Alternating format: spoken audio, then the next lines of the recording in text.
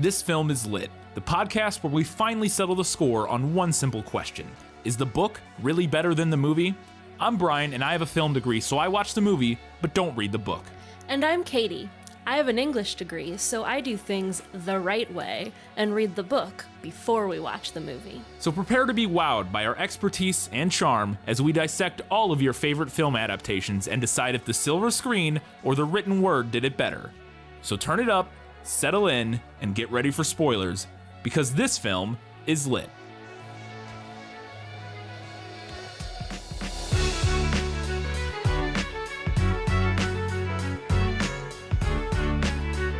There's a lot of ways to get to know a person. Eating her dead boyfriend's brains is one of the more unorthodox methods. It's Warm Bodies, and this film is lit.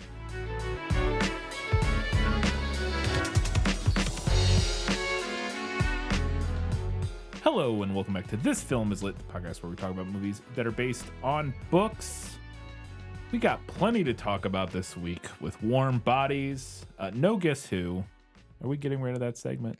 No, I was reading and I forgot to note the descriptions, and this book doesn't have chapters. Oh. And I was listening to the audiobook for a big chunk of it, so I didn't have page numbers, and I didn't really feel like trying to go back and find. It's fine. So we're not doing it this week. Okay. I've done that before too, where I forgot to write them down and I'm like, crap. But yeah, okay. But we do have every single other segment and lots of stuff to talk about, so we'll jump right in. If you have not read or watched Warm Bodies, we're going to give you a summary of the film right now. Let me explain. No, there is too much. Let me sum up. This summary is sourced from Wikipedia. About 8 years after a zombie apocalypse, R, a zombie who cannot recall his name but believes it began with an R, spends his days wandering around an airport which is now filled with his fellow undead, including M, who is his best friend. R and M achieve rudimentary communication with grunts and moans and occasional near words. As a zombie, R does not have a heartbeat and constantly craves human flesh, especially brains, because he is able to feel alive through experiencing the victim's memories when he eats them. While R and a pack of zombies are hunting for food, they encounter Julie Grigio, like the wine. Ah, okay. Julie Grigio and a group of her friends who were sent by Julie's father from a walled-off human enclave to recover medical supplies. R sees Julie and is drawn to her. His heart beats for the first time. After being shot in the chest by Julie's boyfriend, Perry, R kills him and eats his brain while Julie is distracted. Perry's memories increase R's attraction to Julie. He rescues her from the rest of the pack by wiping some zombie blood on her face, masking her scent, and takes her to an airplane he resides in to keep her safe. Julie is terrified of R and suspicious of his intentions. She starts trusting him after he rescues her during a failed escape attempt and finds food for her. R insists that Julie stay with him for a few days until he deems it safe enough for her to leave. The two bond, listening to LP records and playing games to kill time, causing R to begin to become to life. His heart starts beating, and he is slowly able to communicate with more words. After a few days, Julie gets restless and tries to return home, yet attracts swarms of zombies. After fending off a group including M, who is confused by R's action, R decides to return her to the human enclave. On the way, R reveals to Julie that he killed Perry, prompting her to abandon him and return home alone. R begins making his way back to the airport heartbroken. He discovers that M and the other zombies are also showing signs of life, making them targets for the bonies, skeletal zombies who, having lost their humanity, have shed their flesh and prey on anything with a heartbeat. R and M lead a group to the human enclave where R sneaks inside the wall. R finds Julie and meets her friend Nora, who is shocked to see R in the territory and notices R's growing humanity. When R reveals that the other corpses are also coming back to life, the three of them attempt to tell Colonel Grigio, Julie's father and the leader of the survivors. Colonel Grigio dismisses them and threatens to kill R, stopping only when Nora pulls a gun on him. Julie and R escape to a baseball stadium where the rest of R's group is waiting but finds themselves under attack by bonies. While M and his gang of zombies square off against the bonies, Julie and R run but find themselves trapped. Taking the only escape route, R jumps with Julie into a pool far below, shielding her from the impact. After Julie pulls R from the bottom of the pool, they kiss. Colonel Grigio arrives and shoots R in the shoulder without warning. Julie attempts to persuade him that R has changed when she notices that he is bleeding from his wound, revealing that he has completely revived and is human once more. The humans and zombies combine forces and kill most of the bonies while the rest perish from starvation, as the zombies slowly come back to life and assimilate into human society. Later, a fully human R and Julie watch the walls surrounding the city being demolished, signifying the end of the apocalypse. All right, that was a summary of the film. I have a lot of questions. Let's get into them. Was that in the book? Gaston, may I have my book, please? How can you read this? There's no pictures. Well, some people use their imagination. So, movie opens up. We're introduced to our main character, played by Nicholas Hoult, and we straight off the bat get a voiceover narration from his character. And I wanted to know if that came from the book, like if we're in his head in the book, because his internal monologue is sounds like a normal human and is completely eloquent in a way that you would not expect a zombie to be, which I thought was interesting. And I wanted to know if that came from the book, because we'll talk more about it, but is that how he talks in the book in his head? Yes, the whole book is from R's perspective, and he does express frustration, like specifically in the book, about having normal internal thoughts, but not being able to communicate those thoughts externally. So yeah, I guess that was because it seems strange to me that he's that normal, like his internal thoughts are that eloquent and normal, but when he speaks, he just like grunts and occasionally says like a word. But so the book is and obviously the movie is doing the same thing. There's some sort of disconnect, I guess, going on between his thoughts and his ability to speak, I guess, or something. Yeah. I mean, again, it's representative of his like humanity or whatever, but okay. We'll get into that more, I guess, later. But yeah, that I was a little initially like, okay, so he just can think in full thoughts, but he can't express them for whatever Basically, reason. yes. And okay. And I guess that's just kind of like the gimme for this universe of what we're doing here. Because I found that a little confusing. I don't know. It doesn't matter. It's an integral to the premise of the movie, I guess. But I thought it was a little strange that he just has. Yeah, because I mean, kind of the premise is that they're zombies, but they're also not. Yeah, right. Well, the premise it seemed like was that they were like zombies, but they become less of zombies as their humanity grows, as their connection grows, and stuff like that. But yeah, I just wasn't expecting. I guess I don't know, because I'd watched the trailer and he has a voiceover in the trailer.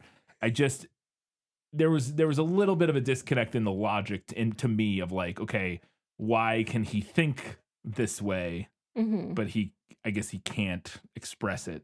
And that's just something to do with the zombie-ness or whatever, right. The infection, I guess, which is sure, fair enough. Again, it's how what the whole movie is predicated on. So we are also then at the very beginning introduced to Bonies, which are these super evil zombies that look, they're like way more deteriorated, and they look kind of like skeletons. It's why they're called Bonies, is they're way more emaciated.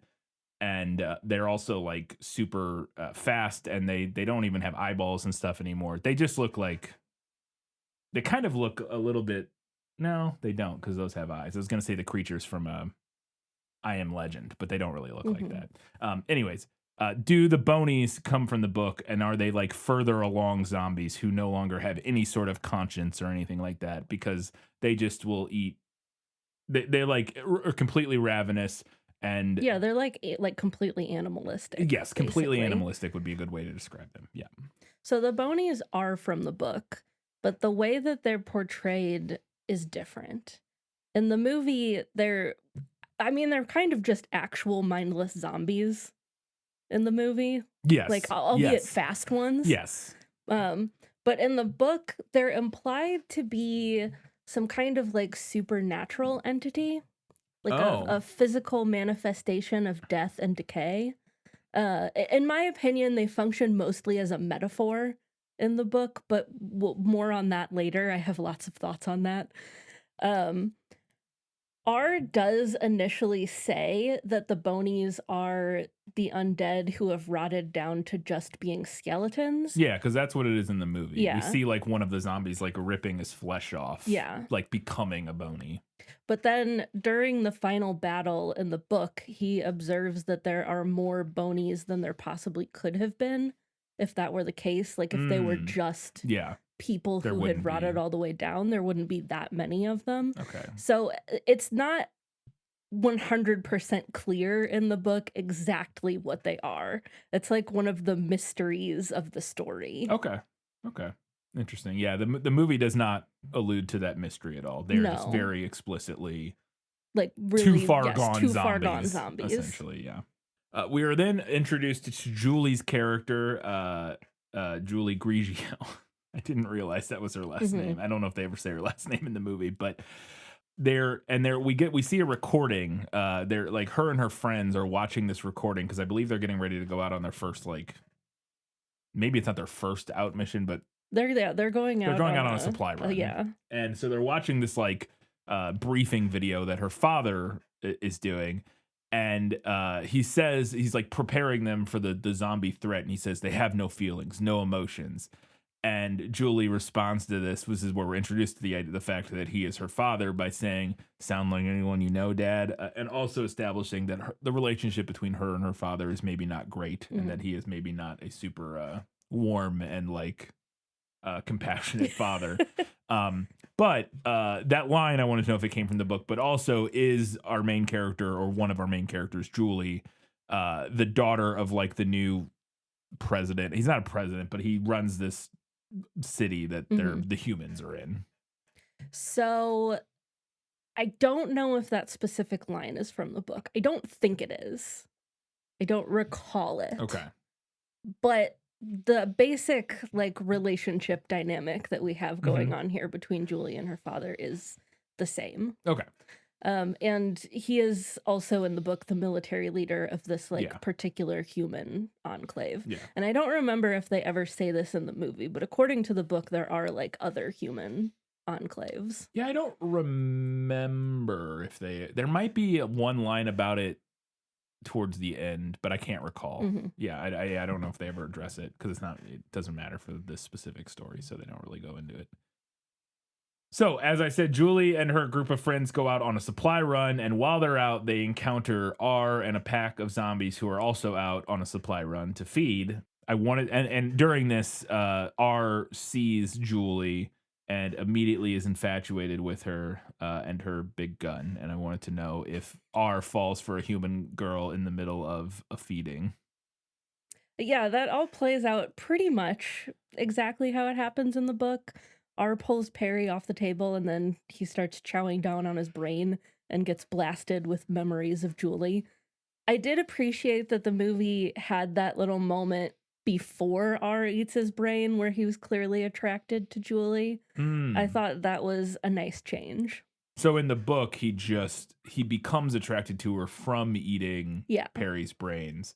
And getting like memory blasted. Yeah, I agree. I think that feels better. To have him initially have that attraction to her before he eats Perry's brains, because it feels like he has a little more agency then, maybe, or something. Yeah, I agree. Yeah. Well, that answered my next question then, which is that are the zombies able to see the memories of the humans they eat if they eat their brains, and is this what causes Julie and does he see Julie and Dave Franco's Perry's relationship, and is this kind of like what elevates his attraction to her, is that he is like reliving falling in love with her as Perry, basically. Yes and yes. Okay. Yeah, that's the impetus for like the main meat of the story. Okay.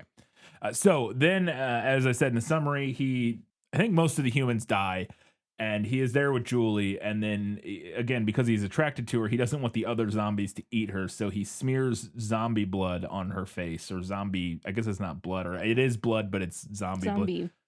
Fluid, whatever, some sort of zombie stuff, because it can't be normal blood, because that's the whole thing at the end when he's bleeding, that it's like a big thing. But he smears zombie junk all over her face and to mask her, and I wanted to know if that came from the book. Yes, the idea is that it masks her smell, although I agree that this is a bit of a gimme. It's because he literally rubs like a tiny little like couple he like finger paints on her face with it, and it's not that much. And even later there's another scene where he does it again, which I feel like it's even less of it then.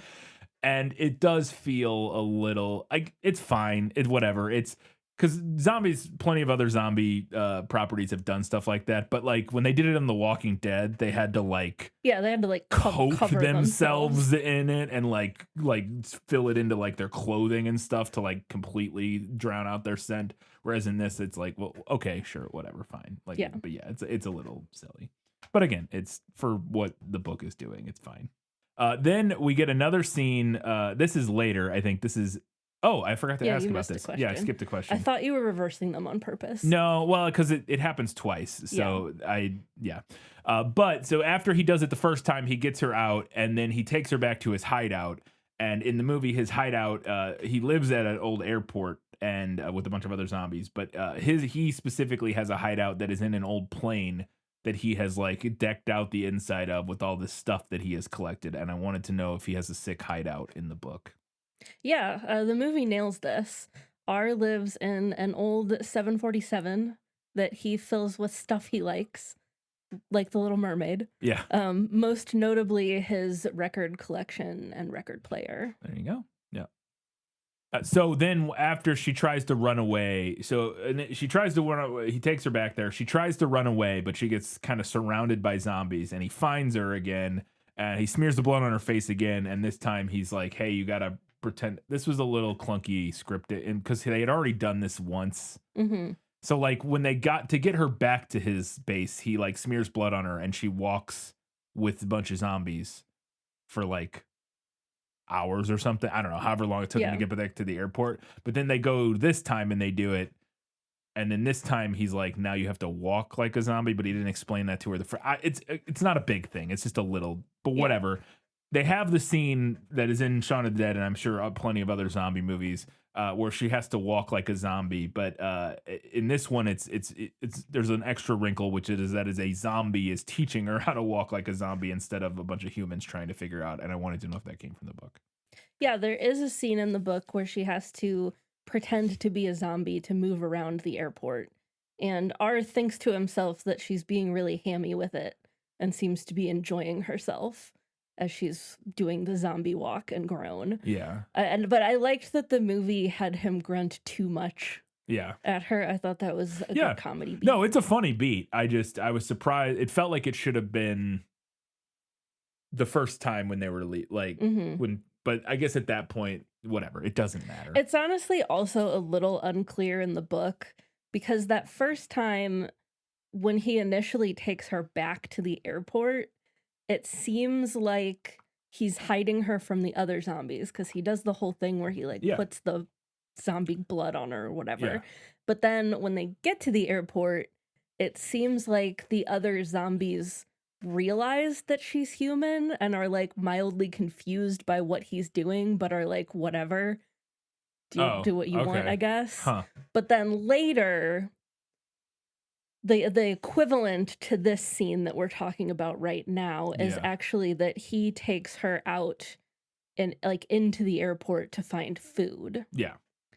And that's when she has to pretend to be a zombie to like walk around the airport to get to like the food court. Yeah.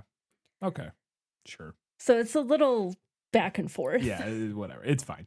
So they start spending some time and he tells her like, hey, you got to stay here for a couple days because, until the heat, it's fine. Again, this movie got better and better as it went. I thought it started a little weak because it felt like there was a fair number of kind of these little like plot contrivances that felt a little clunky to me. But then as it got going, I thought it like got better and better over the course of the film because it needed less and less of that stuff. And I really liked it by the end. But this beginning part, it just felt like, I was like, okay.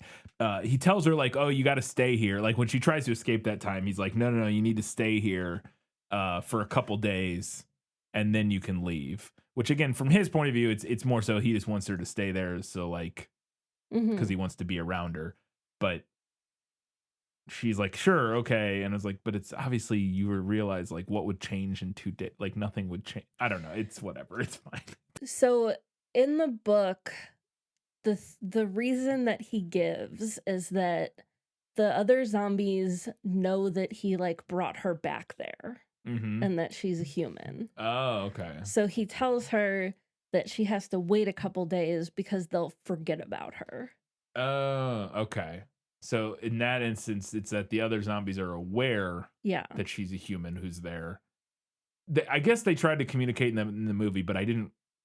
Maybe they do. I don't know. I didn't get in the movie like they're gonna. He's like, because I think he does say something about them forgetting or something. But I'm like, but Right, but still, it's a little like garbled. It's like similarly garbled in both the book and Yeah. the movie because initially it seems like they don't know that she's human, but then Yeah. they do know Yeah. that she's human.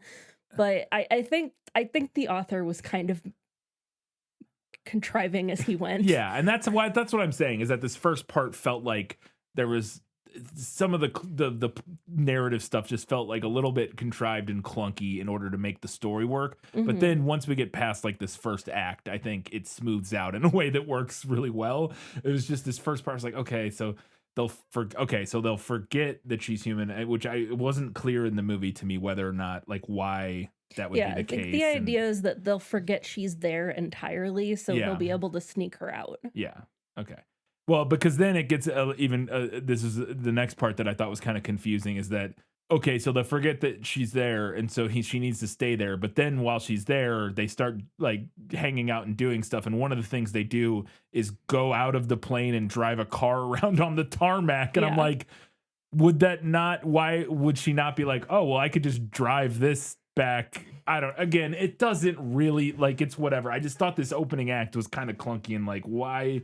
Because she teaches him how to drive. They go out in this car that they get into, and knows how to drive, and they have this fun little scene where she teaches him how to drive. Again, I thought it was fun, but I did not understand why her as a character in that moment would not be like, well, I can just leave now. I'm in a car. Yeah.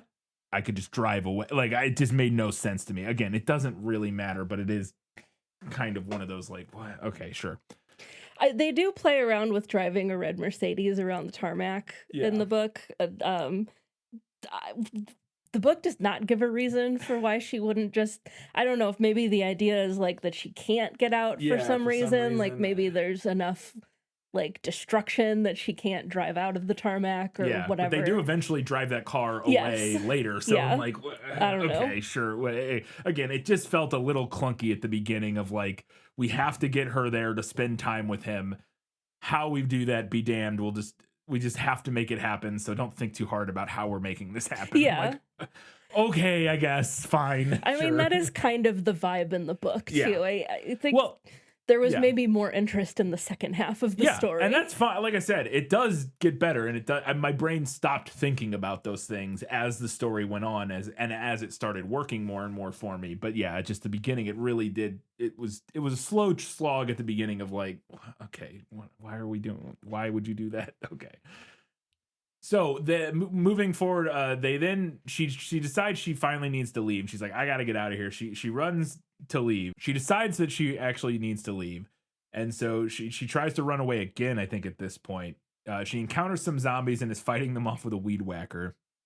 And then R finds her and is like, all right, yeah, let's get out of here. And they start to leave, but then they run into some bonies that are like outside on the tarmac, and as they're getting ready to escape. Or as they're potentially about to get eaten by these bonies, at the last second, M arrives. Who M is R's like best friend. He is Mercutio in this. I assume that's what the M would stand for. I would think so. In this Romeo and Juliet riff, he actually saw them interacting like in that.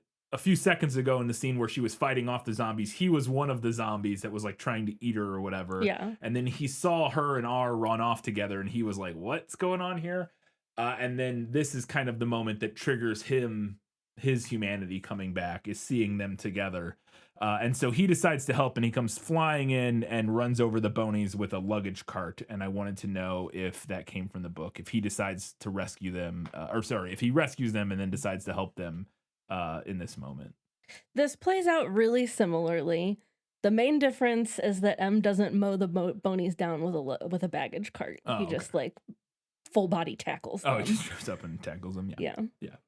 So then as they leave, and then we see through M, we see him looking at like a poster of like a couple holding hands or something like that in the airport. And we see like his reflection in it. And then we see other zombies next to him also looking at this poster.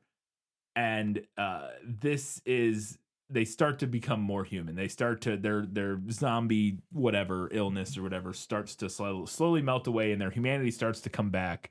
And I wanted to know if that came from the book, because along with that, the Bonies then start to get more and more suspicious of and like violent towards, threatening towards the zombies, who they call, well, the humans call corpses in the movie, right?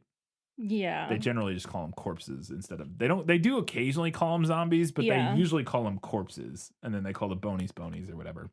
But does that come from the book? Does the other zombies, do they start becoming more human right after this all goes down?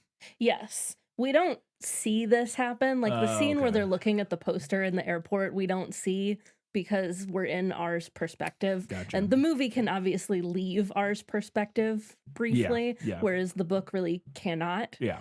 But we do find out later that M and the other zombies have, due to this interaction with R and Julie, or at least that's what we think has caused it. Yeah. They're starting to become more human also. Yeah, we'll talk more about that later, because I had a note about that I wanted to get to in a later segment. So as they start to spend more time together, and they are they while they're trying to get back to the city, they end up having to stop and like spend the night in this suburb in a house. Basically, they need somewhere to crash. And so they spend the night in the suburb, and as they've been spending more and more time together, we're seeing that R is becoming less and less zombie-like. He is getting less pale, and he's getting more color in his skin. He's starting to speak more words, which actually happens really quick. It was a slight little. There was an element to me in the beginning of the movie, again, where I thought the movie was the weakest, where he felt like he gained his language ability really quick. Like, felt like he was able to communicate pretty complex thoughts pretty quickly, like in a way that I felt like there maybe was an opportunity to have their communication be way more disjointed than it was at the start, whereas it felt like the movie very quickly he's able to like say exactly what he needs to. He can only say a couple words, but he's able to pick very specific, astute words in given situations very quickly that make him able to like communicate with her. But as they spend more and more time together, does he start speaking more? And eventually he even starts dreaming. We see in the movie, he has a dream at one point, and I wanted to know if all that came from the book. Yeah, all of that is book accurate. As we kind of move along through the story, he starts to look a little less like a zombie, starts speaking more. He does eventually start having dreams. The book, I think, does a little bit of a better job being gradual with that. The movie does an okay job. I don't want to oversell it. Like, there's definitely a noticeable.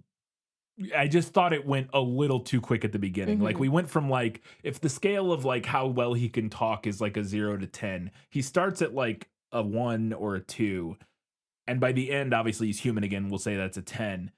I felt like he jumped from like a 1 or a 2 to like a 5, and then went from like a 5 to a 7 over the course of the rest of the movie or something like that, whereas I felt like he kind of skipped like going from 1 to 2 to 3. He just went from like 1 to 4, and I was like, okay, which again doesn't really matter, but the movie still has some of that gradual growth. But I could imagine the book does a better job of that. Yeah, I think so.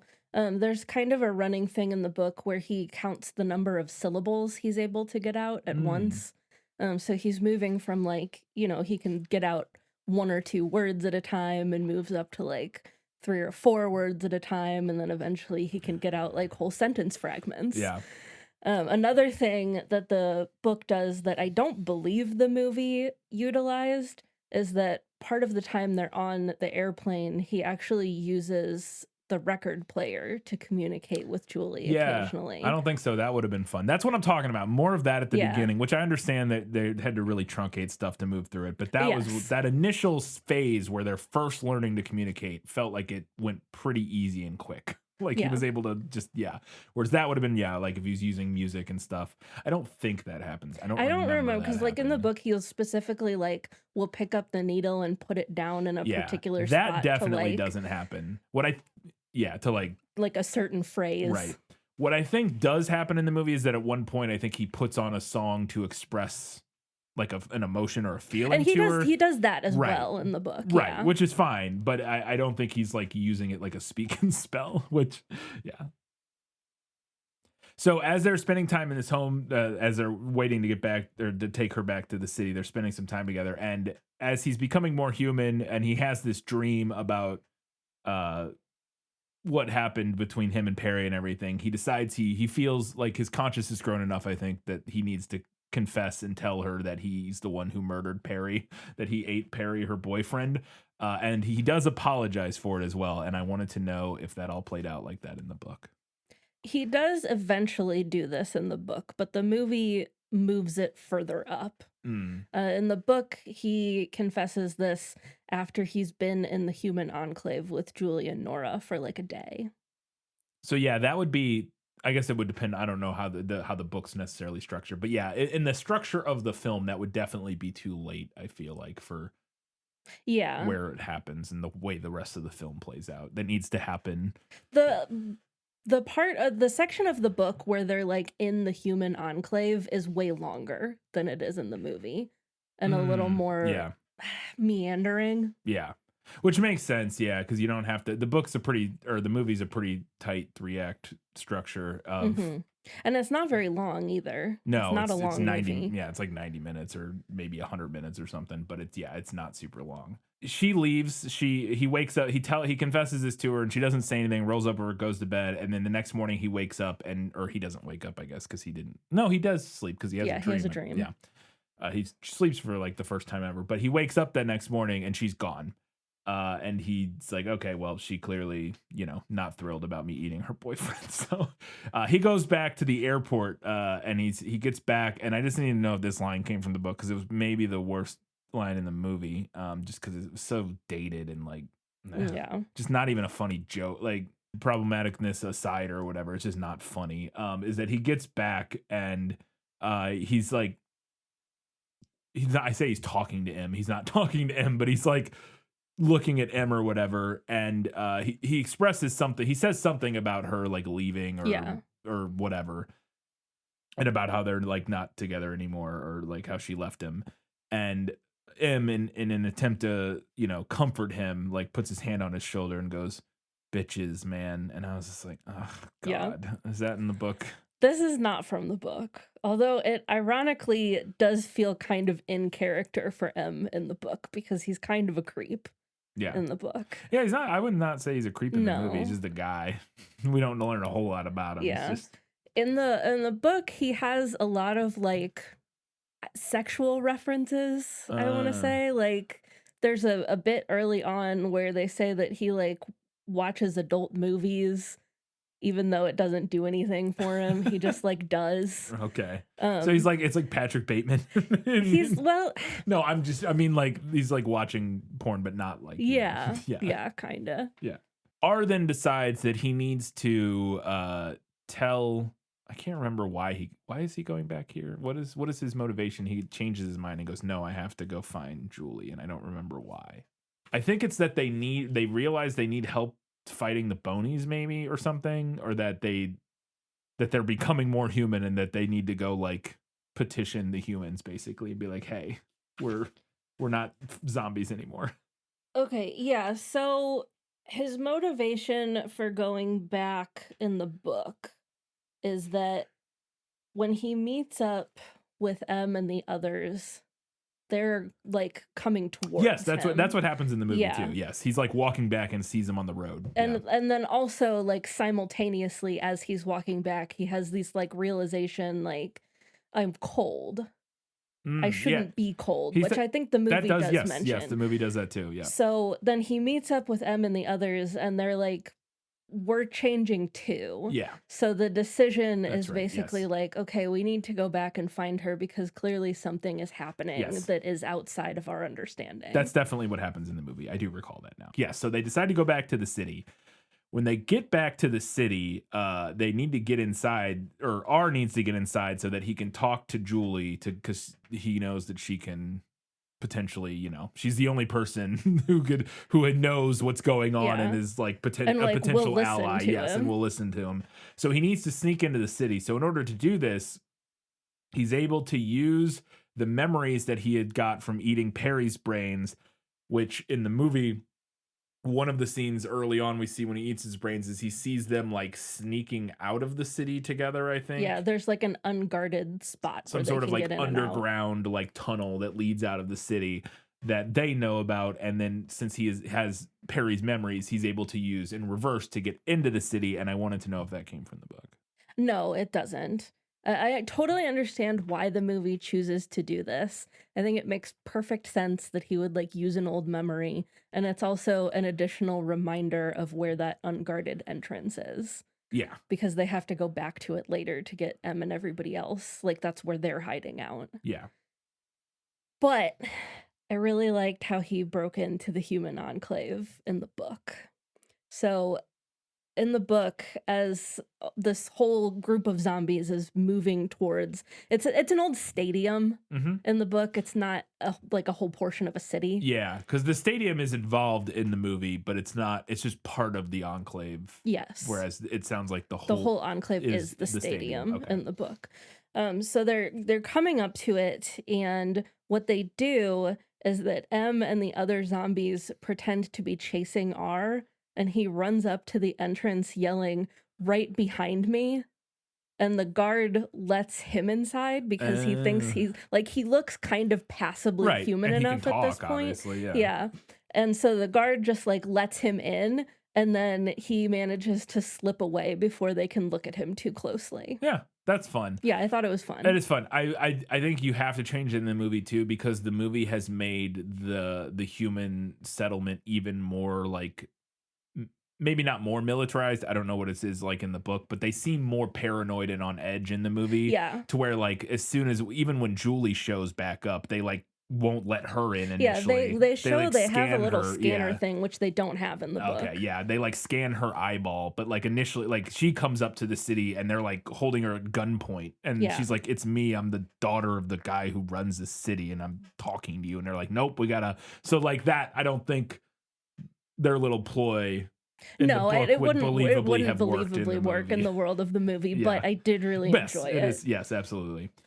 So he gets back into the city, and then he finds Julie, who lives in this house in the city, and he comes out to the side of her balcony, and we get the Romeo and Juliet balcony scene. And I wanted to know, well, it's not really, but we get a play on the Romeo and Juliet balcony scene, and I wanted to know if that came from the book. It does, although I'm going to give this one to the movie. Okay. I think the movie did it better.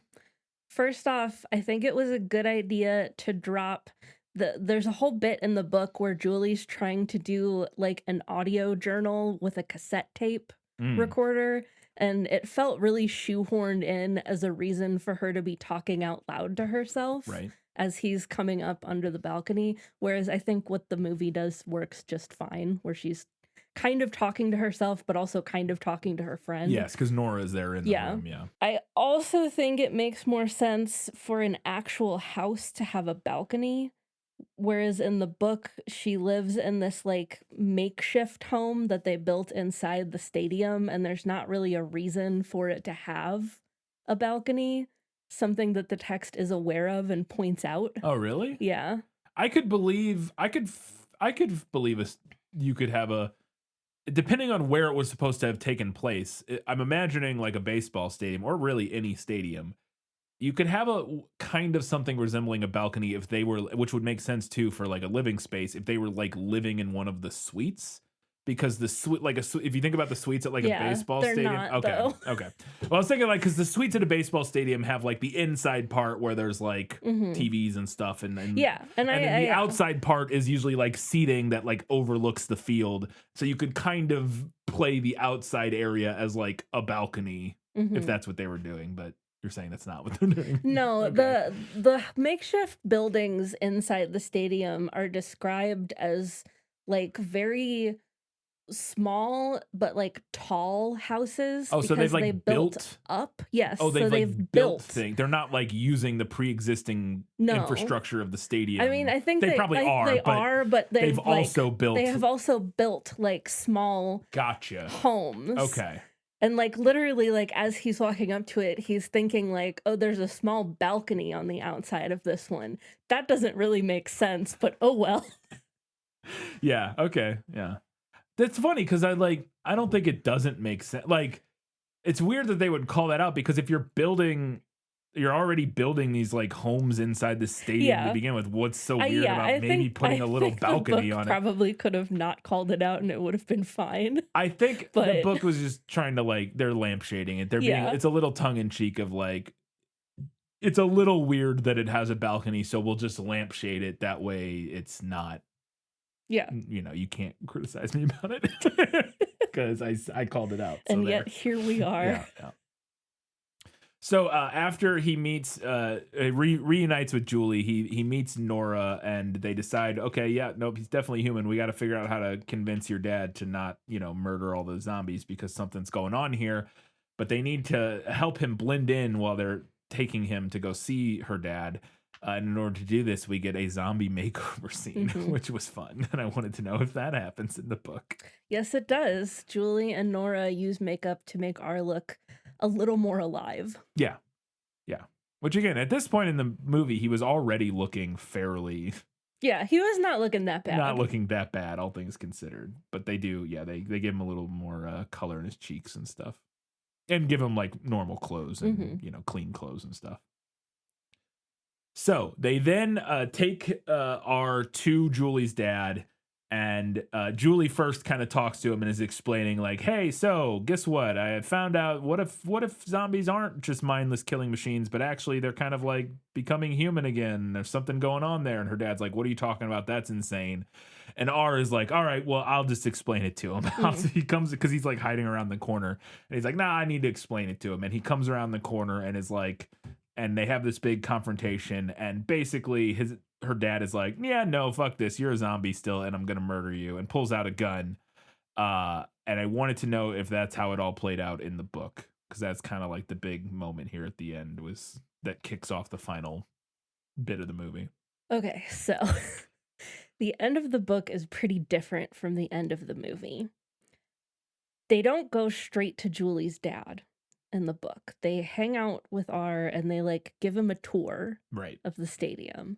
And he does briefly meet Julie's dad during this, but they say that he's visiting from another human enclave that exists elsewhere. And her dad, at least in the moment, seems to buy this. Right. So then these three go to a pub and get a drink. Okay. At which point R discovers that he can get drunk and that his urinary system works again. Okay. R then gets separated from the girls while drunk and panics and kills a guard because he thinks he's going to be discovered, which then sends the community into lockdown. Yeah, that's okay. He manages to get back to Julie's house, and they're all trying to figure out what to do when Julie's dad comes back and like immediately figures out that R is a zombie. Then he points a gun at R. Okay. And Nora points a gun back at him. Which is what happens in the movie. To buy R and Julie time to run. Yeah, Nora pulls her gun and is like, "Hey, let them leave." And yeah. And I may as well say this now because I'm not really sure which section I would put these changes in. I like that the movie shortened and simplified the end. This was the part of the book that dragged the most for me. A lot happens and not all of it feels important. Particularly, I think it was a good idea to drop R killing the guard. I totally understand what the book was going for, but it ends up feeling kind of unimportant in the grand scheme of things. Yeah, I would have to see how that got resolved too, because that feels like it really throws a weird. It threw a weird wrench into like it, and it doesn't really resolve. Yeah, and I would need to know how that all played out, because it's like, okay, well, so when he killed him, like, was he overtaken by zombie rage, or was he just no, he was like scared that he was gonna get discovered. Okay. Yeah, interesting. And does he like eat him, or does he? Well, that's the other wrench in it, because then once he kills him, then he gets like a zombie urge and like chomps him. Oh, okay. Yeah, it's messy. It's messy. It was messy in a way like, that didn't feel like it worked. Yeah, because it's like I felt like the point is that we've already gotten to the point where he's mostly human enough. I guess I could get the idea that like it's he's not fully human yet, and so in like a super heightened emotional moment, he could still have like zombie impulses or whatever or something. I don't know. It does feel kind of weird. And again, I get what the book is trying to do, because we're doing a riff on Romeo and Juliet. Yeah. And in Romeo and Juliet, the thing that kicks off the chaos in the last act is Romeo killing I don't freaking remember. what's his name? Yeah. The guy who's supposed to marry Juliet. Yeah. Which in this book has already happened. Yes, that's like So the first thing, yeah. But we have to have another thing that then like kicks off the chaos of the last act. Yeah. Whereas the movie just has that be the bonies are attacking or something, right? Or something like that. I just don't think it needed to happen. Yes, no, I agree. Yeah. Like Yeah, I he's agree. already a zombie in the human enclave. We could have created some other kind of chaos. Sorry. What the movie does is it just has the confrontation where he realizes he's a zombie, and that's what kicks off all the drama. Because her dad is like, hey, that's a zombie, and then he gets held at gunpoint, they escape. Yeah. Whole city goes on lockdown because he's like, hey, a zombie has my daughter. That's all you need. You don't need we absolutely did not need him killing the guard. Yeah. However, there are some elements of the book's ending that really worked for me, which I'll talk about more in Better in the Book. All right. So then as we get to the end, all of the humans are out looking for Julie and are in the city. I say out. They're still, I think, in the city walls. Like, but they're specifically at one point they're in the stadium, the baseball stadium or whatever that we see them go through several times. Which again, in the book, you're saying is like where the whole human enclave is. It's just one of the elements in the book or in the movie. And as they're out there, they start encountering bonies, and the humans are fighting off the bonies. They also start encountering some zombies. And initially they're like, well, we got to fight the zombies too, because that's what they normally do. But then they start to realize that the zombies are helping them, that the zombies are also fighting the bonies. And I wanted to know if that's how it went down in the book. It happens in a more kind of roundabout way in the book, but that is basically the gist of it, that humans and zombies are both having to fight the bonies. Okay. Well, during this whole interaction, there was a great little exchange that I thought was a lot of fun, where a group of the humans walks up with all their guns, and there's a big pile of a big scrum in front of them of zombies fighting bonies, and the humans are all standing there with their guns, and one of them's like, "Who the hell do we shoot?" Because they're like, they don't know what to do. They've never seen anything like this. And then I think it's M, but one of the zombies, I'm pretty sure it's M, grabs one of the bonies and throws it, and it like skids to a stop in front of the humans, and the zombie turns to him and goes, "This asshole." And they all shoot him, which I thought was fun, and I wanted to know if that happened in the book. That does not happen in the book. Good. That was fun. So R and Julie are running. They're getting chased by bonies through the baseball stadium. They wind up in like some weird upper level of the baseball stadium that's like this big empty. I don't know what that was supposed to be. Yeah, I don't know. The attic of the baseball. I don't know. Because like we saw them earlier down like on the baseball field part, but now they've gotten up to something. But it's also this big empty space that I was like, I don't know what this is. Anyways, they're running around up there, and they're getting chased by the bonies, and they get to this door, and they kick open the door hoping to make their escape, but then they realize, oh shit, we're like on a balcony like 4 stories in the air on the top of this baseball stadium, and the bonies are running at them, and they have nowhere to go. They have no escape. But R is like, actually, we got a way out of this. He grabs her, pulls her off. There is a small like reflecting pool kind of thing, like a 3-foot deep, like little fountain below them. And he pulls her off, and they fall, and he turns and uses his body to cushion the landing as they fall into this little pool, so that she does not take the brunt of the impact. He does. But then as he's falling down in the water, his head like bumps against the bottom of the pool. Maybe it quote unquote kills him. Maybe it, I don't know, like if he's supposed to have died in that moment, kind of. It kind of seems like it, because he's just like drifting there. She grabs him and pulls him up out of the water, and then he like comes to, and he is now human. His eyes have changed, and they change even more, but his eyes have mostly changed, and he is a human. And I wanted to know if that is how that big moment happens in the book. Does he save her like that, and does he become a human because of it? So okay, there is a similar thing that happens in the book, but it makes way more sense in the movie. Okay. So in the book, they jump. My hand to God, this is what the text says. 8 stories to the ground. No water. Oh, wow. Yeah. And R uses his body similarly to cushion Julie's fall or like impact. Now, the book has built up to this point that the zombies are kind of invincible-ish. Yeah. Like, they can sustain damage, but it doesn't take them out unless it's like a headshot. Yeah, they're in the movie they seem to be classic zombies where basically nothing kills them, but if you destroy their brain or cut off their head or whatever, that kills them. Yeah. But even for a zombie, yes, 100%. 8 stories to the hard ground feels unlikely. Because his head would have been vaporized. It would have been pulverized. It would have been smushed into little pieces. And so he would be dead. Yes. Regardless of whether or not. And on top of that, it's also that thing of like, I think another way you could kill a zombie, even in the, hey, you have to destroy their brain to kill them.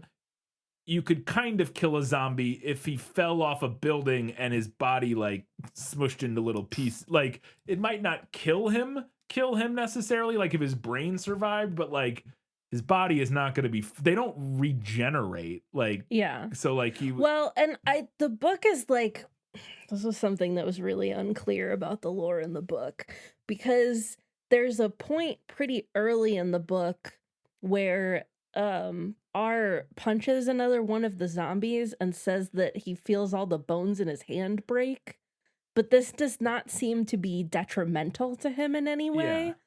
And I'm not really sure what kind of a gimme that's supposed to be. Like, if I'm supposed to think maybe he doesn't need bones to use his hand. I don't know. It's interesting. Yeah. I mean, that's kind of a classic zombie gimme. You just have to their bodies still work somehow despite the fact that they're dead and they wouldn't work, obviously. So But then after this happens in the book, he is not vaporized by this fall. He feels some of his bones break, but then as he's like getting up, he says that he can like feel himself healing and thinks that this is. They do have some sort. But he that's related to the human thing. He thinks that this is part of his like coming back to full human strength. Yeah. So the movie, I think, did this better. Yes. By keeping the spirit of the moment, but making it far more believable. Yeah. Because I think they definitely, I get what the movie, I guess the book was going for is that, he needs to, I think the idea is that he needs to, die. Yes. In order to be reborn as a human, kind of. Kind of. It seems like kind of what it's going for there if you're saying, he falls, because, or something like that. Because, I completely agree that doesn't make any sense. I was even a little bit skeptical in the movie of, how much that would actually help her. Not even, I like him, I'm like, okay, yeah, sure, I think a zombie falling into a pool from that height, if you're taking the zombie magic physics of it all, I could buy that wouldn't, kill a zombie. Mm-hmm. They would survive. I wasn't entirely sure how the physics worked in terms of, how much him falling underneath her would help her. I think it would help. I just don't know if it would be enough to really matter. Maybe it would. I genuinely do not know. I don't know. So if we have listeners who are good at physics, you're gonna have to tell us. I think the Mythbusters did something like that one time, very similar to that, of a body. I can't remember, but I think they did something very similar. Because I'm honestly not even really sure how much jumping into water. It would help, but it doesn't help. It just depends. I obviously that would be better than flinging yourself onto the pavement. Yes.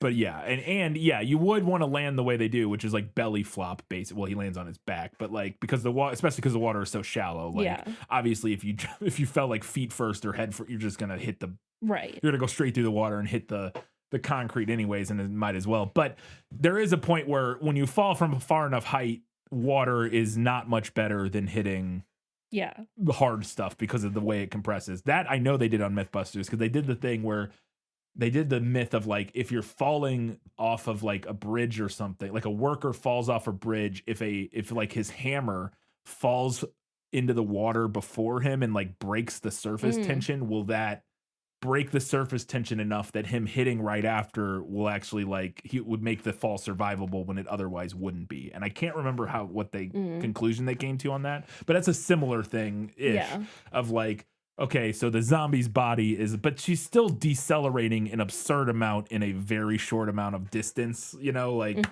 so I don't know. Point being, but it is more believable than falling 8 stories onto pavement. 100%. Yes. It is way more believable because that you're 100. That's obviously again. 8 stories at that point, he's just going to be mush. It's just going to be mush. Yeah. I'm sorry, you're not getting up from that. Not to mention, 100%, it's not helping her at all. No. That's doing nothing for her.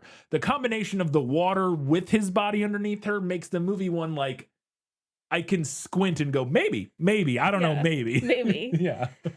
And also the scene in the movie that made me think of the last Maze Runner movie, where they jump off of the building in the city into the reflecting pool. Oh yeah. That is right. They do that. Yeah, I forgot about that. Yeah, we did talk about that in that. Oh god, I forgot everything about those movies. So he is now human again. Jumps up. They kiss. They have their big moment where they kiss, and his pupils dilate, and he fully becomes human again.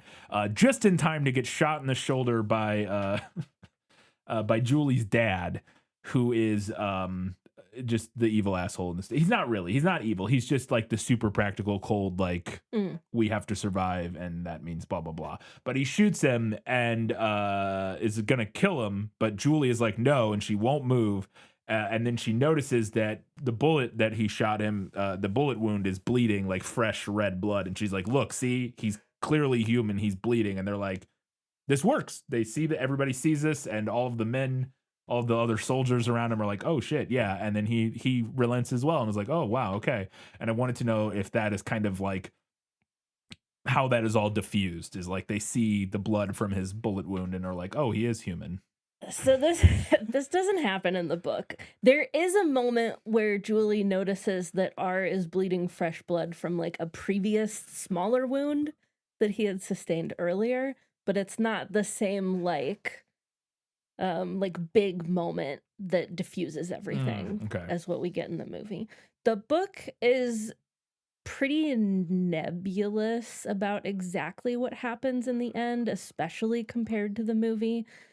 In fact, I'm not entirely sure what exactly happens at the end of this book. Julie and R do kiss, and that seems to trigger something. It makes all of the bonies stop fighting, and then they later just retreat back to wherever they came from. So when you say trigger something, you don't mean in R, you mean in the world. In the world, yes, in the universe. Okay. Yeah. Interesting. The book is way more supernatural. Yeah. So literally the book, is. the ending is well, look, love conquered the day and saved the world. Conquered whatever this and zombie. So it broke the evil spell basically. Yes. Okay. Yeah.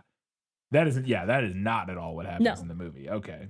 The bonies stop fighting, retreat back to wherever they came from. The book is also less clear cut about R and the others just being right back to fully human. Yeah. So it's again a little more nebulous. In what way? What do you mean? We don't get that moment with R where his eyes change, snap back to being blue. I think they're still zombie gray at the end. Oh, okay. I guess it is more similar with the others because it seems to be a continuing progression. Yeah, because there is a scene we get with M where he's in the park. Yeah. Where he says oh, zombie hand, his hand is still not fingers. Yeah, his hand is not working properly, and he attributes that to having been a zombie or whatever. But okay, yeah. So the movie is pretty clear cut, which I do appreciate, but I also appreciated the kind of messy, uncertain ending of the book. The final message basically sums up to, we're gonna keep working at this until everything is fixed, which I thought was really nice. Yeah. So it sounds in the book, their kiss breaks whatever this weird zombie curse thing going on with the bonies and everything is. It kind of ends the zombie apocalypse, but the already zombies, the people who are already zombies are not just like instantly not zombies. They're still kind of like working there's through. still work to do Okay. to fix everything. Yeah. And there's obviously still work to do in the movie, but it's more so like rebuilding society. Mhm. Everybody basically seems to be just human again. Again, other than maybe some little lingering, like their hands don't work fully properly or whatever. But like generally speaking, they're all like just back to being fully human. It would seem. So. Yes. Okay. My final question is: at the very end of the movie, it is revealed that M meets another lady in the park. And tells her that his name is Marcus, I think, or something like that. But we didn't have a conversation in the final kind of scene. Julie and R are sitting there. They're watching the wall get demolished and come down. And they're talking about how she asked him, like, hey, did you ever remember your name? Because the whole thing is that he went by R because he knew his name started with an R, but he couldn't remember what his name was. She's like, hey, did you ever like remember your name now that you're human again? And he goes, no, not really. And he says like, and he basically says that he's just not interested in remembering because he's worried about his life now and he doesn't care about his previous life.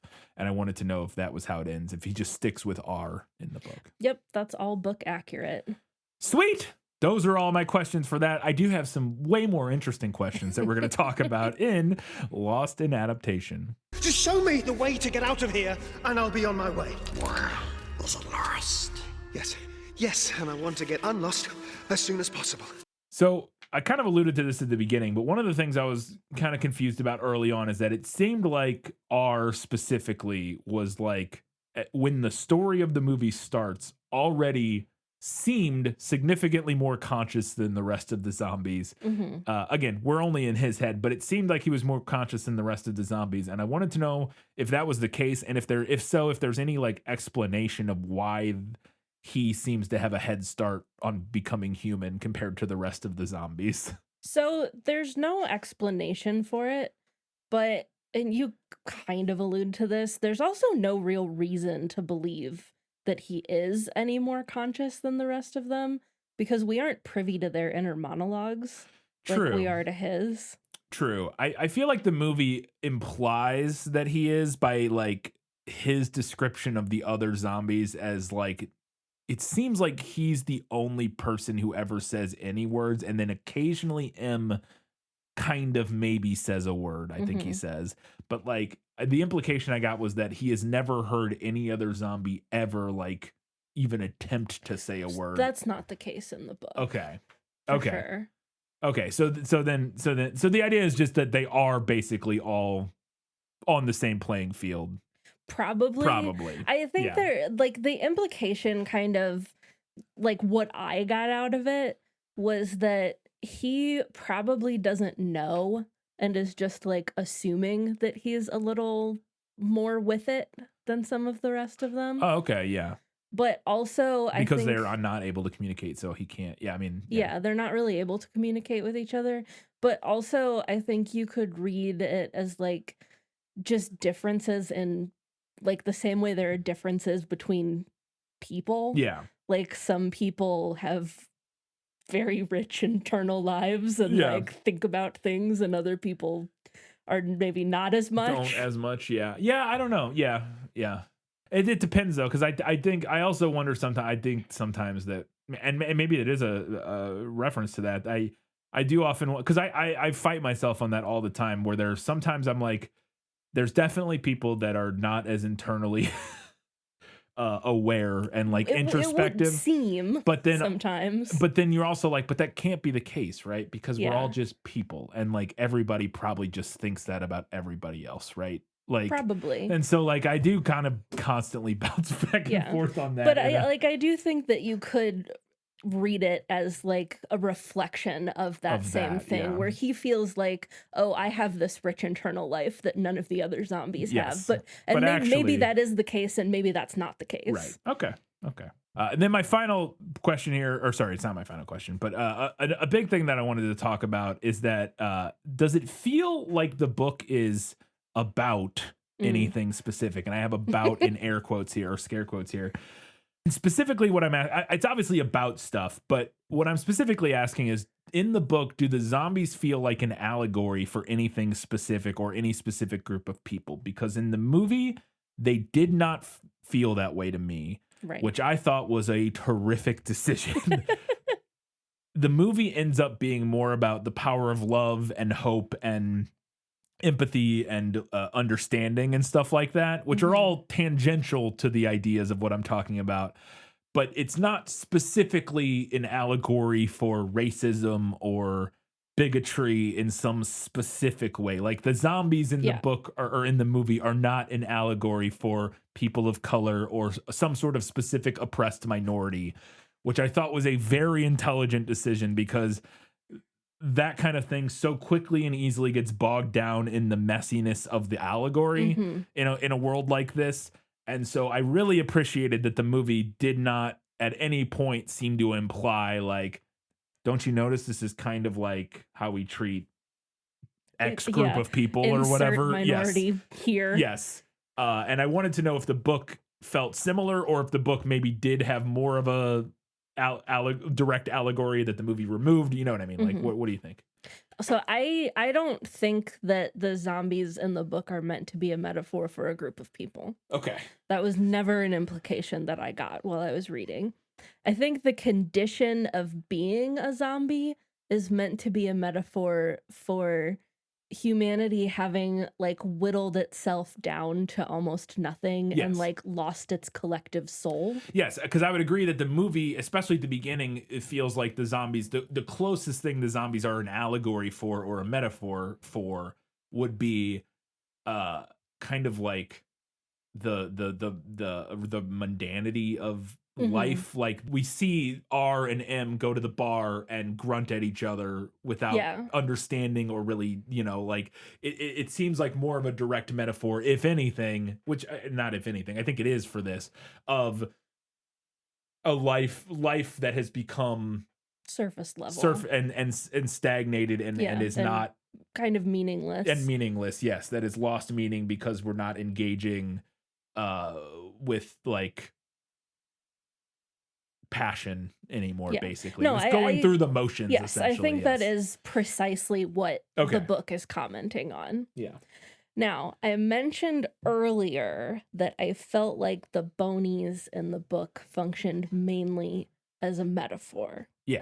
Personally, I was a little inclined to read them as a metaphor for conservatism. Oh, interesting. Or whatever you'd like to call the idea that we shouldn't try to change or make things better. Yeah, I would call that conservatism. Because this is how it's always been and this is how it always will be, so we shouldn't bother trying to change. Kind of pretty pivotal to what conservatism is. Yes.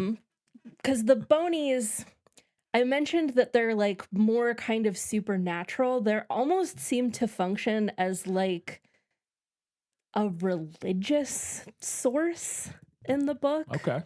They're actively antagonistic to anyone trying to disrupt the status quo. And the movie kind of tweaks that and makes it into they'll eat anything that has a heartbeat. Yes. So that's why they go after the zombies when they start to change. Yeah, it's not so much that they're trying to stop the zombies from becoming human. It's just that once they become kind of human, they're now food, basically. Is how the movie does it. But in the book, it is very much that they don't want the zombies to go back to being human. They are committed to this like passionless surface level mode of being. That's really interesting. Yeah. Now, I think you can definitely also read the bonies as a metaphor for death, obviously. In this case, like more specifically, I think the death of the soul. And this is what the movie is mostly doing. And like this idea of it being this inevitability. So like, why should we bother doing anything? Because we're all going to end up dust and bones. Yeah. Which works really well with the kind of medieval imagery that they invoke in the book. Something that I thought was really interesting was that the bonies, especially at the end when they all are like coming out as this almost like an army. R talks about how when they're marching and he can hear like trumpets Like it's very like an end of yeah. days, Like like Book of Revelations. Yeah. Revelations kind of a thing. But the thing that really solidified my reading of the Bonies was the final scene with Julie's dad Okay. in the book. So he's depicted in the book pretty similarly to the movie, but I would say worse. Okay. He has a very rigid and militaristic worldview. Yeah. At the end of the book, he goes completely off the rails. He's telling his colleague to shoot and kill both R and Julie. Oh, yeah, because in the Because- movie he puts down his gun and like Yeah, comes to his no. senses and goes, "Oh no, okay." Yeah. Yeah. And during this scene, he's described as looking like a Bony himself, Okay. like thin skin stretched too tight over a skeletal body. And there's no redemption moment for him because he was unable to envision or believe in the world that R and Julie were trying to create. And he ultimately like lets the Bonies take him and kill him. Interesting. So the movie completely nixes all of that, and I totally understand why, because it would have been a nightmare to depict and explain Yeah. this like extended metaphor of like supernatural death of the soul. Yeah. And Yeah, and desire to maintain this soulless status quo and, Yeah. and keep keep everything as it is. and keep these two groups from integrating essentially. Yeah. And yes, yeah. But there was something that was so like weird and archaic and interesting about what the book was doing. Yeah, no, that sounds Like, really even compelling. even though it was really messy, Yeah. and like I didn't feel like everything panned out maybe as well as the author wanted it to, Yeah. it was like deeply compelling. Yeah, no, it sounds really cool. Yeah, for sure. My last question here, and this isn't really a question, but I guess I put it here because I thought like maybe there's more in the book that explains why this happens. But I alluded to this earlier, which is that I think maybe my main complaint about the movie, other than some clunky Yeah. plot contrivances early on in the film, my main complaint is that the motivation for the rest of the zombies to start humanizing felt a bit weak in the film. Again, we have that moment where M sees R and Julie together, and that like kicks him off, and then we see him like staring at like that poster of like humans holding hands in the airport or whatever, and then we see other zombies around him like gathering, staring at that poster. But that felt a little like why would the other zombies be staring at that poster in that moment? It just felt clunky, and I was left wishing there was a bigger moment. Like I don't want to rewrite the movie but I was like, man, I think it could have been really compelling. And if there was a moment where like what helped kick off this other group of zombies at the airport, like making this change was if R had like played his music over like the speakers in the airport or something. And so you get this moment of like all of the zombies like hearing music for the first time in years. And that's kind of like or something like that. I don't know, just some moment that felt a little more intentional and like not even intentional necessarily, but just a bigger like aha moment that really like makes me go, oh, that's why they're started, like their humanity is coming back. Whereas in the movie, it just feels like they're staring at a poster, but I don't even understand. Like they've walked by that poster a million times. Why now are they staring at I get why M is staring at that poster. I don't get why the rest of you know what I mean? It just felt a little underbaked, and I wanted to know I guess my question is if there's anything more in the book that kind of explains why they There's start really changing. not. Okay. The book is able to like stretch it out more, which I think helps the progression feel a little better without a big moment like that. But I do think that the movie definitely needed something a little more. I mean, they clearly knew they needed something because that scene you're talking about, that's not in the book, with the right? poster, that's with the poster, not in it's the not in the book. book. So they knew they needed something. I just felt like that scene didn't feel like enough. It just felt, again, I just didn't feel like I understood M's motivation in that scene. I just didn't get why the rest of the zombies in that scene would be there. But and like by the end of the book, like when they kiss and it kind of breaks the whole spell, I think we're supposed to gather that what happened earlier was that it was like the start of the spell kind of like undoing itself. In the book, in the world of the book, it's much more magical. Yeah. Where again, yes. So them falling in love has started to like disintegrate the bounds of the spell or whatever. Whereas in the movie, there's not really any allusion to that being the case. No. It feels like a much harder, like kind of sci-fi not hard sci-fi, but it's going for a more kind of Yeah, it's straightforward going sci-fi for, I think, more of a traditional-ish zombie type explanation of, for it. Yeah. Whereas, honestly, like the book never explicitly confirms that it's a spell, Right, quote but- yeah. unquote. But there are several times where characters theorize that like it's some kind of weird curse. Like magical Yeah. thing. Yeah. All right. Those are all my questions. Time now to find out what Katie thought was better in the book. You like to read? Oh, yes. I love to read. What do you like to read? Everything. So I wasn't really expecting the movie to be able to pull off literal walking skeletons for the bonies, but I thought what the movie did looked more like aliens. A little bit. Yeah. They reminded me of the aliens from Signs, Yeah. Yeah. Well, yeah, for or sure. kind of like the Silence from Doctor Who.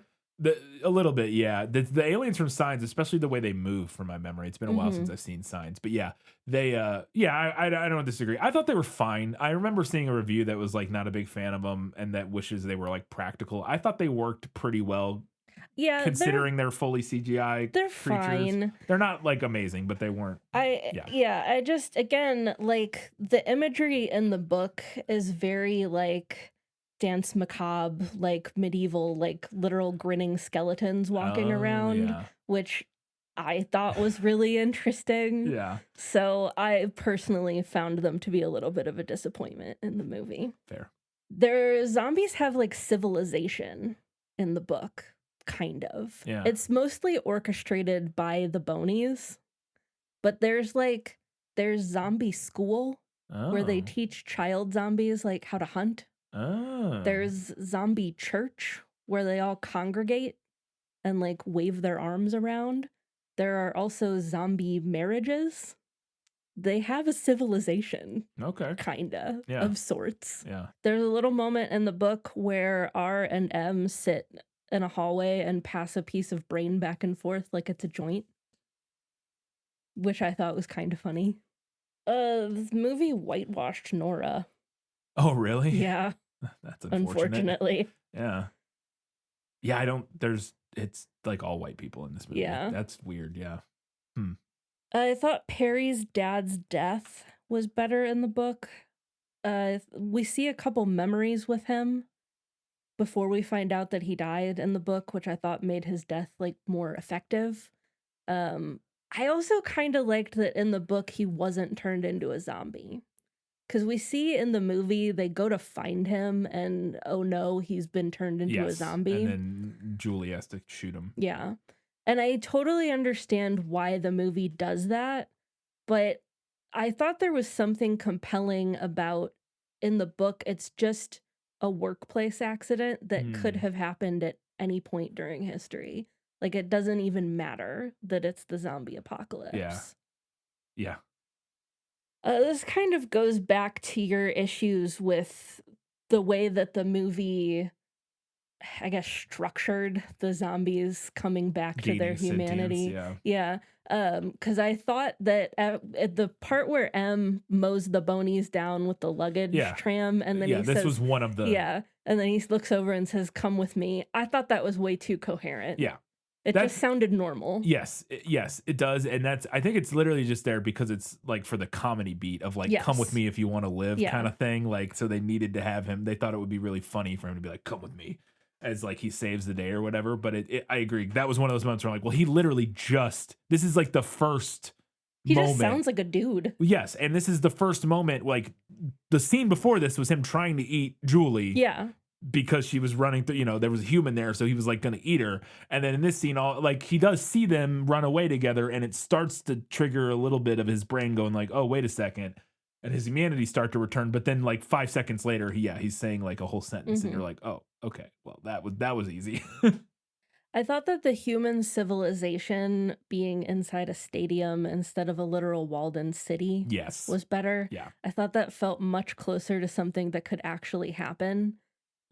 Plus, I thought the descriptions of how they tried to build inside the stadium were interesting. That would be super cool. I would have loved that. I thought that would be way more I think that would be way more interesting. Also, It's one of those things, the walls they have built are, like, Yeah, like absurdly large. and like where did that infrastructure come from They're like as the world was falling 150-foot apart? tall walls, and they And have like it just makes way more sense to me that you would Yeah. gather a bunch of people because people already go to places like stadiums yeah, during, like, during emergencies and disasters. disasters and stuff, yeah. So yeah, you would have a bunch of people there and you'd be like, Yeah. okay, well this is safe. We're just gonna Yeah. we're gonna make it work here. Yes, absolutely. Yeah, because the walls they have built are, which we'll get to. Like, I have a note about it later. We'll talk about, but yeah, the walls they have built are absurdly large in a way where you're like, well, that's how Yeah. in the world could you possibly have pulled that off on your very seemingly relatively limited amount of like resources and Yes. stuff? You have built these like 200-foot tall steel walls around a city. Like, okay, I mentioned that in the zombie civilization in the airport, they have zombie school where they teach the zombie children how to hunt humans. And I thought this parallel was really interesting because then as R is walking around in the stadium, he sees that there is also human school where they're teaching the human children how to kill zombies. yeah, I mentioned that I was generally fine with the movie shortening the part of the story where R is in the human enclave. I still think that, but there were a couple like character and relationship beats that I missed in that part. Particularly, I liked the scene where Julie shows R her mother's grave, and they like talk about that. I thought it was a really good moment for Julie. Later on, R and Nora have a conversation about trying to be better despite what you've done in the past, which I thought was really nice. And then there's also a scene where R uses Perry's memories to find a story that he had written for her while he was still alive, and like give that to her. oh yeah, that would be Which, really yeah, nice. Yeah, was I think helpful in for Giving Julie and closure like to giving that, yeah. closure to that plot Yeah. line. yeah. And my last note here, the scene where R gives Julie flowers, the image that is on the movie poster Yes, and on the cover of your on book. the cover of the book is from the book, but correct me if I'm wrong, does not actually happen in the Yes, movie. it is not in the movie, and I Yeah. think I read that when I was doing research for the prequel, like for the trivia or something, that it was they filmed it and then it just for Yeah, whatever it reason ended they up on the ended cutting up on room the cutting floor. room floor. Yeah, yeah. All right, let's go ahead and talk about what Katie thought was better in the movie. My life has taught me one lesson, Hugo, and not the one I thought it would. Happy endings only happen in the movies. I thought that introducing our little intrepid group of humans and also Julie's relationship with her dad at the beginning of the movie before R even meets any of them made a lot of sense. Uh-huh. I was glad that the movie got rid of R's zombie wife and children. Okay. So there's a part in the beginning of the book where he is riding on like the moving sidewalk in the airport, which Yeah. we'd see him do Yeah. in the movie. But then also like coming the opposite way is a zombie woman and they like grunt at each other. And R says, "Oh, we're in love," because we grunted at each other. Yeah. And then they end up getting married, like the Bonies marry them in a zombie wedding ceremony. Okay. And then also give them children to take care of. And that plot point kind of like fizzles out. Yeah, I was gonna say, what Like- did we ever find out what happened to them, or His, did they show up at the end or anything, or his wife hooks up with another zombie guy. okay. Like after he brings Julie back. And I think we do briefly see his wife again at the end. Because it's mentioned at the beginning that she has like a name tag that he can't read because he can no longer read. And then there's a brief mention of a zombie woman like looking down and realizing she has a name tag on at the end of the book. So I think that's supposed to be the same No, okay. zombie. I don't know if his kids ever come back though. Yeah, sounds like a good The cut whole thing then, just yeah. kind of fizzled for me, and I felt like it messed up the the first part where we were like trying to build relationship between R and Julie a little Well, bit. and not to mention, it seems like the whole point, unless the idea, so the whole point is like, and at least in the movie, the whole point at the beginning is like, well, there's everybody here has, they're kind of soulless. They've lost, hmm you know, they no longer, they're going through the motions of life. They're replicating Yeah. the idea of life, but they're not actually, you know, They're not actually living alive. Yeah. And so like having, I guess you could still have that work in the idea of like he ends up in this like weird loveless marriage, I but it think does. it still works that they're like replicating the idea of a relationship without not the actually, actual like, feelings yes. behind it. Yeah, I think that could work. Yeah. But to me, it just felt unnecessary. Yeah, well, and it definitely in the movie would you need to spend way too long. It's just, explaining that. Yeah, it's just like way easier to just cut all of that for sure. I really liked the moment after he gets Julie in the airplane in the movie where he's like thinking to himself, don't be creepy, don't be creepy, Yeah. don't be creepy, but obviously is failing Yes. at not being creepy. I also liked the moment where he puts a blanket over her. Mm-hmm. I thought that was cute. I also thought Julie trying to teach him to play that hand slapping game Yeah. was pretty good. Yeah. Julie does try to leave at one point and gets cornered by zombies, which we see in the movie, but I appreciated the small change from chainsaw to weed whacker. Yeah. Weed whacker is so much funnier. Yeah. No, it is much funnier. I like that we see some of M's memories start coming back. Like the scene where they're Yeah. looking at the poster and he like has like, a brief remembers his flash wife, of yeah. memory. Yeah. I thought that was good. The movie nixes Julie's random last name change. So her last name is Grigio, Yeah. but then there's a whole bit in the book where her friends call her Cabernet, which like fine, sure, but Yeah. also why? Wait, you say name change.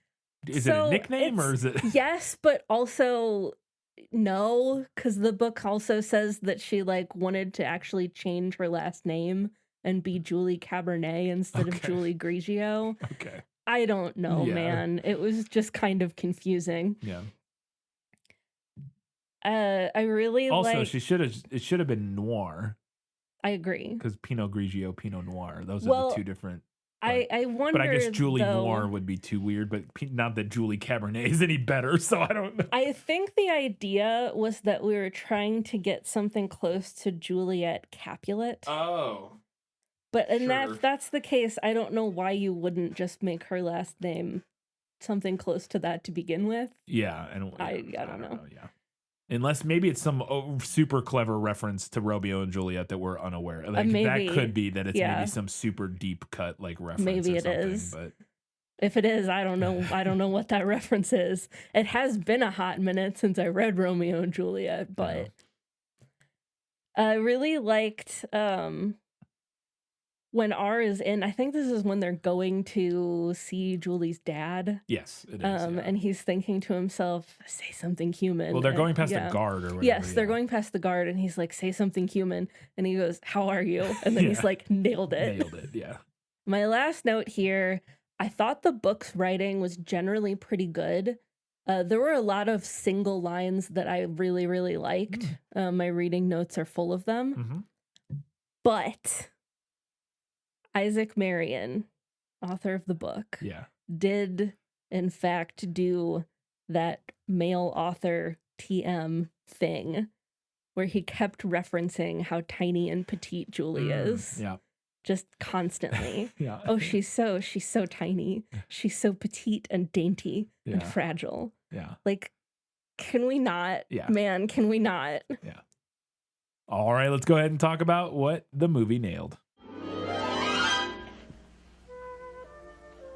As I expected, practically perfect in every way. The line, "I don't like hurting people, but this is the world now." Mm-hmm. It's Arth, right? Thinks Yeah. that to himself early on. Yeah, as he's like eating somebody. Yeah. "I don't like hurting people, but this is the world now." Yep. Feels very timely. Yep. Julie does say that she misses airplanes. Like she misses seeing airplanes in the sky. Mhm. R does bring a chunk of Perry's brain with him to Yeah. continue eating it. Yeah, he keeps pulling it out of his pocket Mm, throughout the course of chewing the it. movie so that he can get. Like a little snack. Yeah. Kind of like drugs too. 'Cause Yes. like in the movie, the way they show it is it's almost like he's like tripping when he Mhm. goes into has these memories. The line, "Dad's idea of saving the world is to build a big concrete box and put everyone in it." Yeah. R is a vinyl snob. Yeah. Yeah. It's storming when they're driving in the convertible, and they're just like filling up with water because Yeah. they don't know how to put the roof up. Yeah. We still got the Polaroid camera. Julie has like a Polaroid camera when they get to the house. She says it was in the house. Yeah, they just find it Yeah. there, yeah. In the book, she takes it from the Bonies. Like They the have a Bonies have a Polaroid? Polaroid camera. Huh. Yeah. But we still got that, so that's nice. They do stop at that abandoned house, and Julie invites R to sleep in the bedroom with her and also takes off her clothes. And when it starts raining again, R realizes that he's cold. I think we talked about a lot of other stuff that was. Yeah, there was quite a few also- other yeah. things, but yeah. All right, let's get to a handful of odds and ends before the final verdict.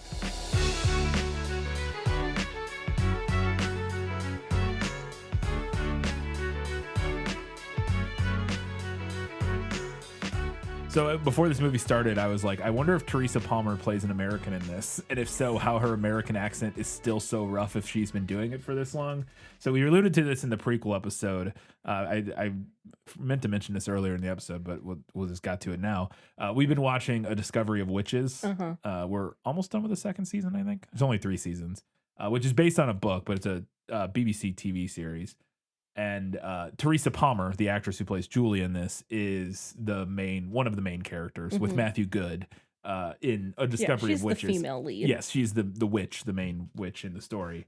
And I'd never seen her in anything before. And we started watching that show, and I was like, for the first like 2 episodes, I was like, what? I was is very confused going on with her about voice? where she was supposed to be, because the show is set in England. Yes, that's what made it so confusing. The show is set in England. And she's like, goes to Oxford or whatever. Yeah. She's like a grad student at Oxford or something like that. But then she seems to have an American accent. But then at times when she would say things, I would be like, but that word sounded weird. Why did that sound so weird? Yes. What is she? So then I looked it up and in the Discovery of Witches, she is American. She's from America. Mm-hmm. And she's living in England at Oxford or whatever. But the actress, Teresa Palmer, is Australian doing an American accent. And the thing that was crazy, so in this movie, she's doing an American accent. This movie came out in 2013. This is like 12 years before, or maybe not 12 years, like 10 years before Discovery of Witches came out. And I swear her American accent is better in this movie than it is in... Well, I didn't really have an issue with it in this movie. No, I didn't notice it at all. It was so... Now, to be fair, she talks less in... True. A little bit in this movie than she does in A Discovery of Witches. But I don't know if I noticed a single time in this movie where I was like, oh, I can hear her Australian accent coming out. Whereas in... A Discovery of Witches, especially in the first season, it's gotten better as it's gone on. But in that first couple episodes, I was like, every other sentence I could hear Arnar, like I could hear her Australian accent coming out, and I was like, "What is?" I just thought that was very funny that she's seemingly gotten worse at her. Well, American and I accent. think the Discovery of Witches, it's not helped by the fact, I think, that the world building is like not particularly good. Yes, in yeah, I mean, that's because, part of it. like, when the series started, they were like, she goes to Oxford and her friend is like, "Oh, you're back." Yeah. But then they don't say where she's actually from for like a long time. So we were just sitting there confused. This is not a review of The Discovery of Witches. We just have thoughts. A great combination of awesome and awful. Yeah. It's kind of peak trash. I highly recommend, but know what you're getting into. Yeah, we might have to do a discussion of that one day, because that is a fascinating show. So far, it is just the type of quality and like what it is. It was not at all what I was expecting, and it's way more like Twilight than I ever thought it was going to be, which I thought was funny. Which actually, I'll just bring that up now. We joked about, while we were watching A Discovery of Witches, how much Teresa Palmer reminds us of Kristen Stewart. Like, her character is just... She's just Bella. Bella, kind of like a different version of Bella, like obvious, but very similar to Bella. She falls in love with a vampire, blah, blah, blah. Mhm. And their dynamic is similar in a lot of ways. But on top of that, she has like a look, something about her reminded us a lot of, I think it's her eyes specifically, something with her eyes. But boy, it was even more obvious here that she was cast as like Kristen Yes. Stewart. Yeah, Timu because version, the movie specifically is very clearly coasting off of the success of Yes. things like Twilight, Yes. the like paranormal Came out right in the teen wake romance. of all of the paranormal teen romance. And yeah, so that it feels very intentional that they cast a girl who kind of looks like Kristen like a Stewart little bit. and is doing like a similar type of thing, Mhm. which I thought was really funny. But yeah, it's like the main roles she does, I guess, is paranormal love I interest. guess. Yeah.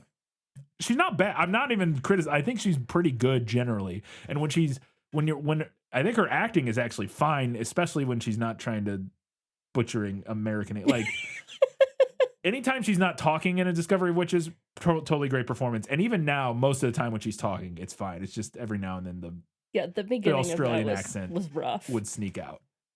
Boy, Dave Franco was in this movie for 5 minutes. Yeah, right. He actually had more than I thought because he Yeah. gets eaten like immediately in the movie, and I was like, "Oh, well, that's the end of Dave Franco." But now we get the flashbacks where we see. Yeah, he's in a more. little Yes. bit more, but I do feel Still like not much, like yeah. they had Dave Franco on set for exactly one day. Yeah. They did the raid scene, and then they did the flashback scenes, and like somewhere down the street, and then he was done. Yeah, he must not have been on set for all that long. But yeah, I thought that was funny. This movie did not diminish my opinion of Nicholas Hoult. No. I think it's his least impressive role. Yeah, it's not as good as the No. other stuff we've seen him in. It's just not as but demanding as the other stuff. Boy, was he built to yearn. Oh, absolutely. He yearns so well. Absolutely yearns so well. Yeah. I thought his performance was good. Like it's perfectly what you need it to be. It just wasn't anything where it's like blowing your socks off as opposed to like The Great. I think he's legitimately incredible and other stuff like that. I particularly thought he did a good job with some of the like physicality. Yeah. Like the physical acting. Like I thought his zombie run was pretty good. Like it was a good mix of running and lurching. Yeah. I think he does a good job.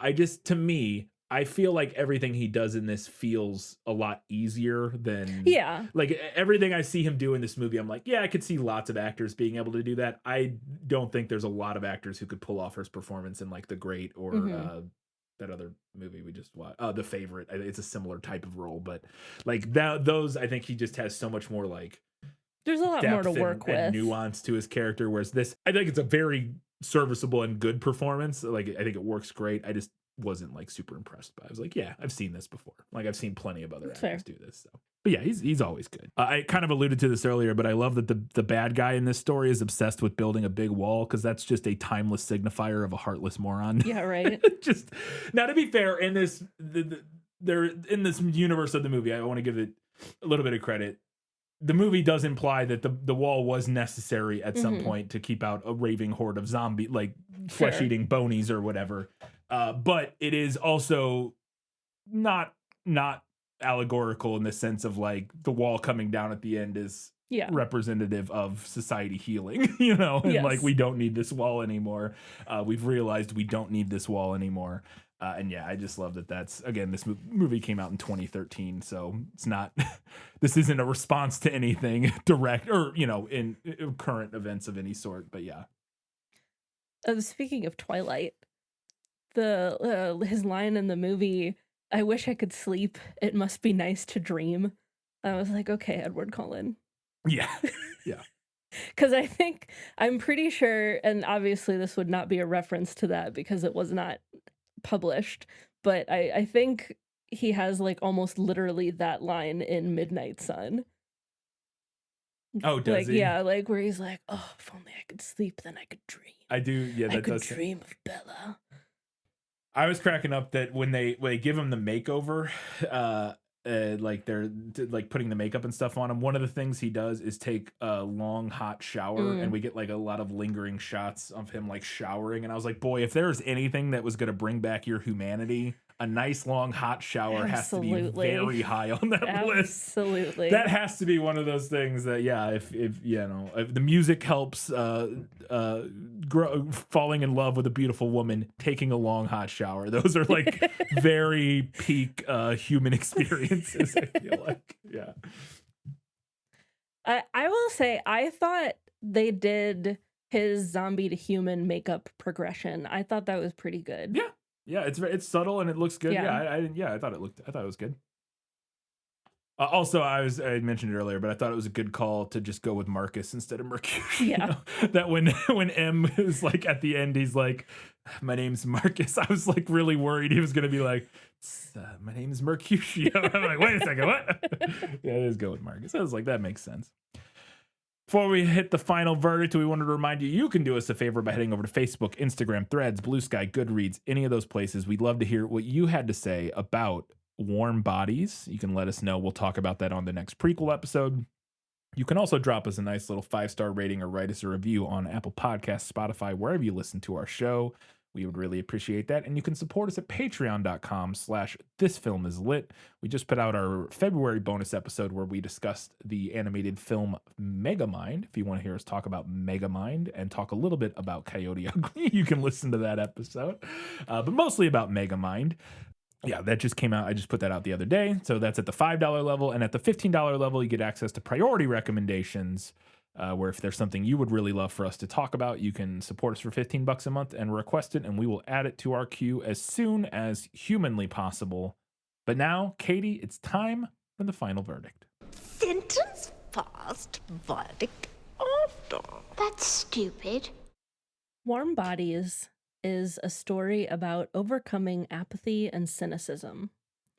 It's a story about not just believing in hope and in a better future, but about working and fighting to make that future possible. The movie is a truncated version of the book, with a simpler, more clear-cut ending, but it still managed to mostly communicate the book's message. I appreciate the movie for that. I genuinely enjoyed watching it, and I would recommend it.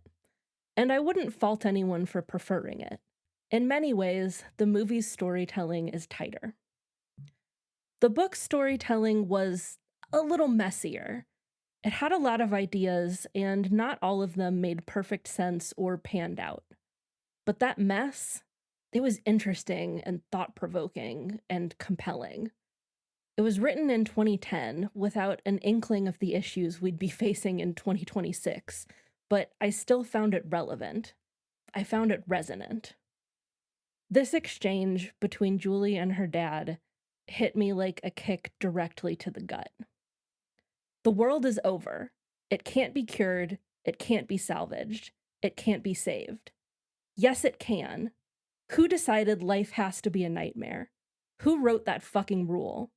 We can fix it. We've just never tried before. We've always been too busy and selfish and scared. Relevant, resonant, and hopeful in a way that I think we need. I'm giving this one to the book. Katie, what's next? Up next, we are talking about Lightening things up a little bit. Lightening things up a little. We're talking about Malcolm X, the 1992 film based on the autobiography of Malcolm X. Yeah.